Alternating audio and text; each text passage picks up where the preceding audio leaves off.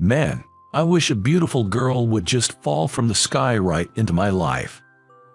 Saying such an unrealistic and silly thing, I close my young adult novel book. With 18 years of reading young adult novels under my belt, I can confidently say this. Stuff like what happens in young adult novels just doesn't happen in the real world. My name is Mike. I'm just an average office worker. Lately, my main concern is the boss at work, who I just can't get along with. Hey, Mike, I told you to get this report done, but this is your task. Don't backtalk me. It's kinda like that. It feels more like he's bullying rather than just not getting along.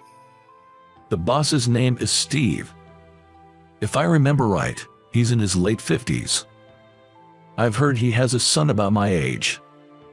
Despite holding a respectable position and supposedly fulfilling his role as a father, my impression is that he's both figuratively and literally a small man. For the record, Steve's height is around 5 feet 3 inches. Well, I'm around 5 feet 5 inches, so I can't really say much about others. Anyway, every time I come into work, getting reprimanded by Steve has become a major stressor. At times like these, I dive into watching TV shows or reading young adult novels once I'm home. I've always loved the world of fiction. These days, they have a term called teenage delusion phase, but up until middle school, I truly believed I was someone special, and I never doubted that I'd get a special, beautiful girlfriend. But now, I'm turning 30 this year. The reality is clear. I'm not special or anything, just an average. The only regret I might have is not having a girlfriend yet. Most 30-year-olds are either married or at least have a significant other. But on closer thought, maybe I don't even fit that average mold. Maybe being average is actually pretty amazing. This is just too much. Lost in such thoughts, I attempted to escape reality by opening a game app on my cell phone. But just then, a notification pinged. It's rare for me to get messages, and when I checked the sender, it read Nina, making me jump up. The message said, "Hey, it's been a while. I'm sorry for the sudden request, but Mike, could you pretend to be my boyfriend?" I was taken aback by the unexpected content. Nina lived in the mansion right opposite my childhood home, and I've known her since we were in kindergarten. By the way, Nina's father is a real estate tycoon, super rich. So basically, I was being asked to play the role of a boyfriend by the daughter of a CEO, my childhood friend. Confused, I decided to hear her out. She pleaded for help, and begrudgingly, I agreed. A week later, I headed to the train station Nina had specified. Even though I've known her since we were kids, I felt a bit nervous. After all, it's been roughly 11 years since I last saw Nina when she moved to New York for college. We had a reunion recently, but she couldn't make it due to her busy work schedule. Nina's 30 now. She must have changed a bit in appearance, I thought. As I was waiting, I heard Mike, and saw a woman energetically waving at me. "Sorry, did I keep you waiting?" "No, not at all." There she was, transformed from a young girl to a full-grown woman. Nina looked even more beautiful than before, and my nervousness peaked. "You seem nervous, Mike. Is it because I've gotten more attractive?" I'm not nervous. Don't get the wrong idea. The nervousness made me behave strangely. But it's true. Nina have grown up. However, things like her calling my name from afar and running towards me, or her sparkling smile, remained unchanged from when we were kids. I was anxious about how she might have changed, but I genuinely felt happy to see that my childhood friend was still the same in many ways. Shall we head to my parents' house? Yeah. Now, this is where the real challenge begins. I have to play the role of Nina's boyfriend, after all. To briefly explain the situation. As I mentioned earlier, Nina's father is in the real estate business. Recently, he seems to have confided in a close business associate, the CEO of another company, saying, "My daughter just can't seem to get a boyfriend." Then, the CEO offered, Why not look among our employees? And apparently took the initiative. As it turns out, the department head's son was actively seeking a partner for marriage. After exchanging pictures, the young man seemed quite taken with Nina and desperately pleaded for a formal introduction with marriage in mind. That's the story. It's so infuriating when I think about it now. They made this decision without my knowledge, you know, typical of Dad, always meddling like that. Nina is puffing out her cheeks, and I couldn't help but give her a smile. It's true, Nina's father has always been overly concerned about his daughter. Anyways, we need to deter this match at all costs. I'm counting on you today. I'll do my best.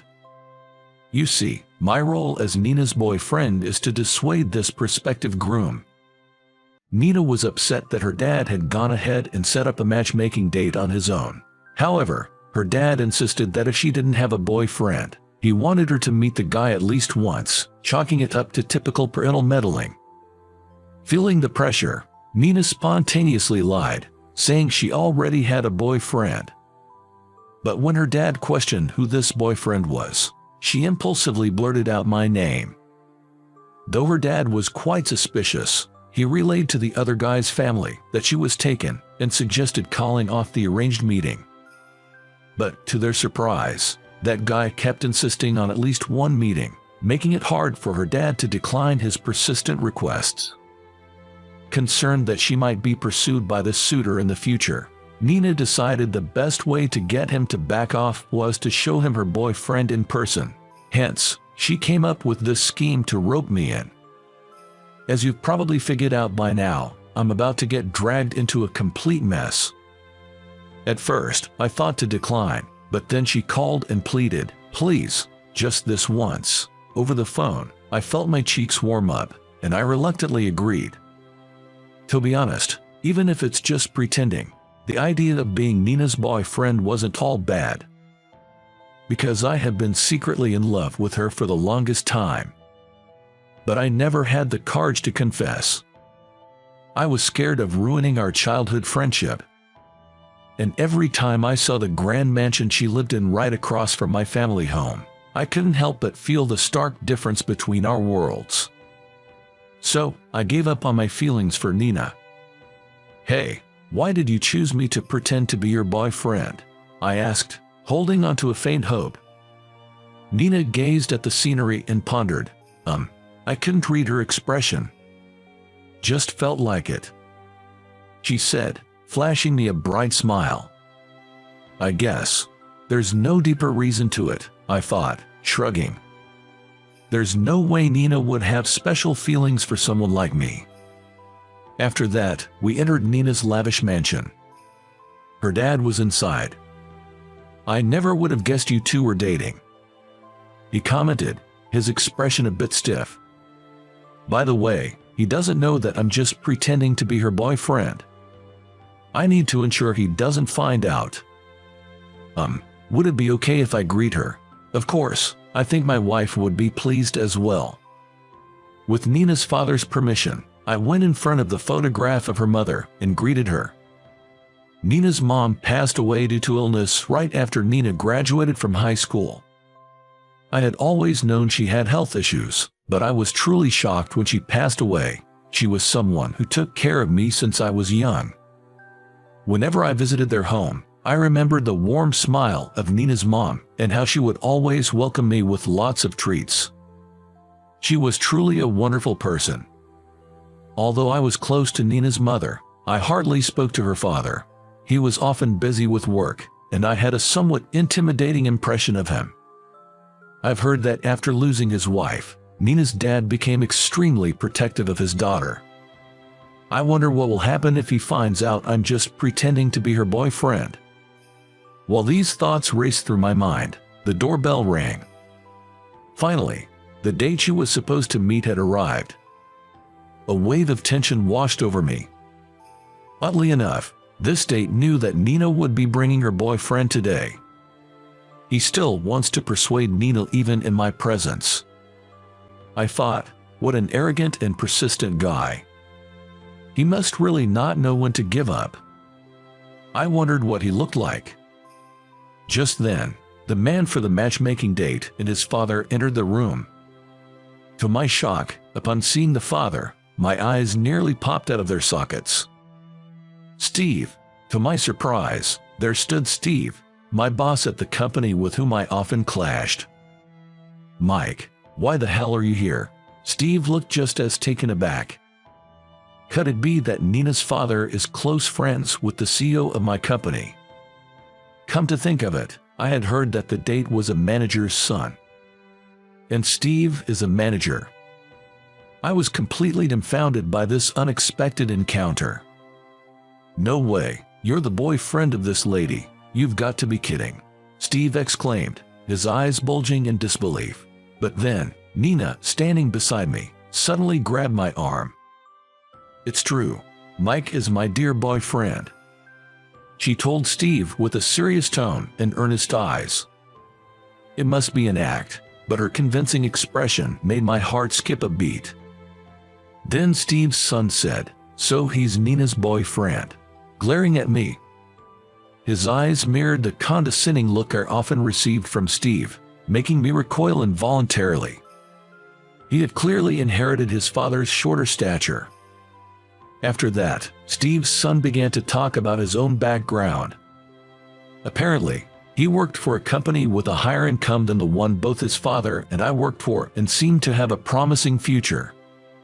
It felt like I was the one out of place in the situation. For a moment, I felt disheartened. However, Nina never let go of my arm. Please, reconsider. Mike is my subordinate, but honestly, he's quite useless. I bristled at Steve's words, but Nina seemed even more upset. Don't you dare insult my boyfriend. Mike has many wonderful qualities. Nina, who had been reserved till then, glared fiercely, leaving Steve and his son taken aback. It seems Nina really loves him.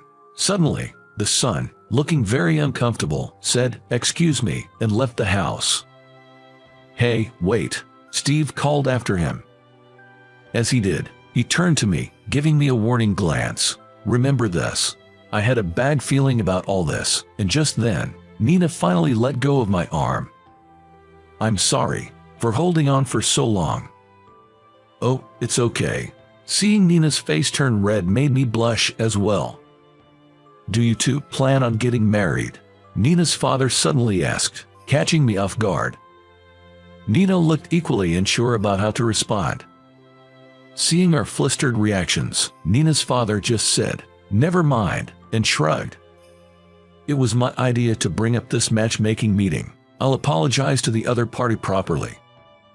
With that, he went into his study. Thanks for playing the role of my boyfriend today. I'll treat you to something next time. Because we couldn't risk being overheard, we stepped outside. After walking for a bit, Nina turned to me again to express her gratitude. No worries. Well then. Well, bye for now. Even if it was just for a day, being Nina's boyfriend felt nice. It felt like my long-held crush was momentarily reciprocated. Yet, there was a lingering sense of regret. Maybe I still do have feelings for Nina. I glanced back in the direction Nina had gone and shook my head, trying to clear my thoughts. The pretend relationship ends here. A few days later, at the office, Steve glared at me with fierce eyes. I felt a negative vibe, but to add to my surprise, I received a sudden job transfer notice. To my shock, the new location was in a rural branch. This was essentially a demotion. Hey, Steve, what's the meaning of this? Steve smirked. You embarrassed my son and me the other day. I always thought you weren't suitable for this department, so I took the opportunity to send you where they are short-staffed. With that, he laughed heartily. Apparently, several employees had recently quit at that branch, and they were in dire need of staff. Steve had strongly recommended me for the position. So, I was pretty much forced into this demotion. Darn it, why did this happen to me? No matter how unfair it felt, the decision was irreversible. Some days later, I was using my weekend break to prepare for the move. Even with the relocation allowance, moving expenses really hurt. As I lamented the situation, I ran out of packing tape. Stepping outside to buy more, I noticed a sleek black car parked in front of my old apartment. Wait, that car looks familiar. Oh, that's Nina's family's car. Just when I thought that, Nina stepped out of the backseat of the car, waving with a cheerful "Hey there, Nina, what are you doing here?" "Well, I heard some unsettling rumors. So, you're being transferred to the countryside, right, Mike? How did you?" Turns out, she had received a call from the guy she was supposed to meet for a matchmaking date, who told her with a laugh, "Your boyfriend's getting transferred, serves him right." Hearing that, she rushed over to see me. "I see, that guy's a piece of work. Sorry to get you involved in all of this." "Why are you apologizing, Mike? It's my fault. I lied about having a boyfriend and dragged you into this." Nina bowed her head apologetically.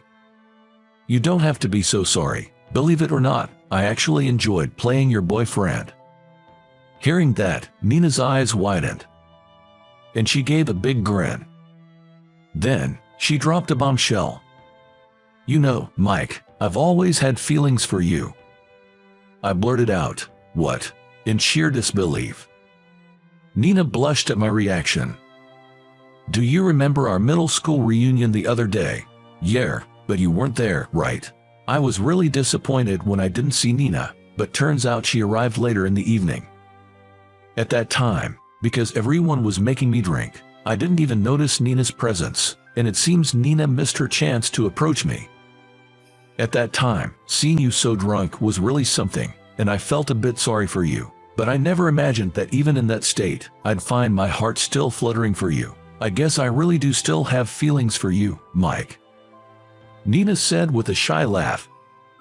After that, perhaps due to her feelings of wanting to see me again, she told me that when she was approached for an arranged date, she impulsively lied, saying I was her boyfriend.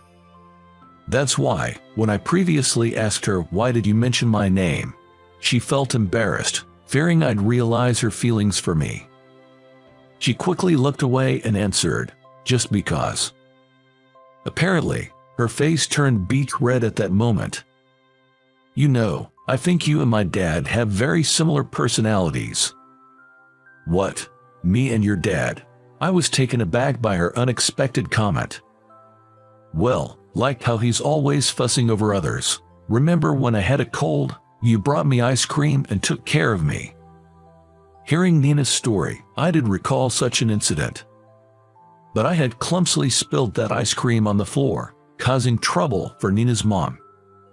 Yet, Nina cheerfully pointed out that my clumsy side is just like her dad's.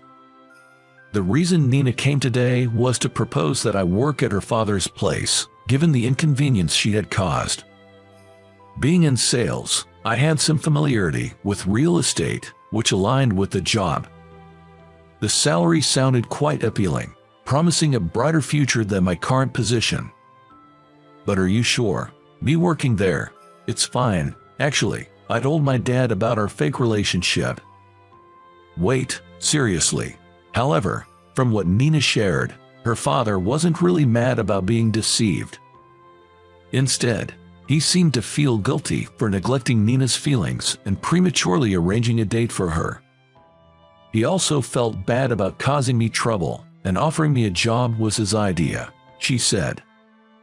"I'm truly grateful for this offer. If you think I'm a fit, I'd love to work with you." When I said that, Nina gave me a delighted smile. After that, I began working at Nina's father's place. At the same time, I started seeing Nina more often, and before we knew it, we were dating.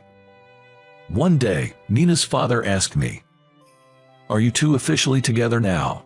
"Well, we are seeing each other, yes." "I see. There's no end to the men wanting to date my daughter. Oh boy, what a hassle." Then, Nina's father turned to me and said, "If someone comes around again, I might ask you to play her boyfriend again." He said it with a joking tone and grinned. It felt like the first time I saw a smile on Nina's father. Seeing that smile made me believe he had accepted my relationship with Nina. Oh yeah, there was this guy named Steve who was trying to get me transferred out. It seems Nina's father mentioned something about it to the CEO. Apparently, that led to Steve being transferred to a branch in a rural place, like Nebraska. The CEO, with a slightly frustrated look, responded to Nina's father, who jokingly said, "Sorry for poaching your best employee." He then mentioned that he'd make sure Steve got some retraining. Hearing that story lifted a weight off my shoulders. Later on, Nina and I got hitched. But to be honest, my life story feels like a mess. Being asked to play the part of a boyfriend for the childhood friend of the CEO's daughter, only to find out that her matchmaker's dad was the boss, I couldn't stand. Then, right when I was about to be transferred out of spite by the boss, my childhood friend turned up at my place. Turns out, she had feelings for me all along. I ended up working for her dad's company and eventually marrying her. It sounds like something straight out of a rom-com in a young adult novel. This kind of cliché plot, I bet it wouldn't get any traction. Publishers would surely be in the red with this story. But let me just say it. I'm happy. And marrying my childhood friend is just the best.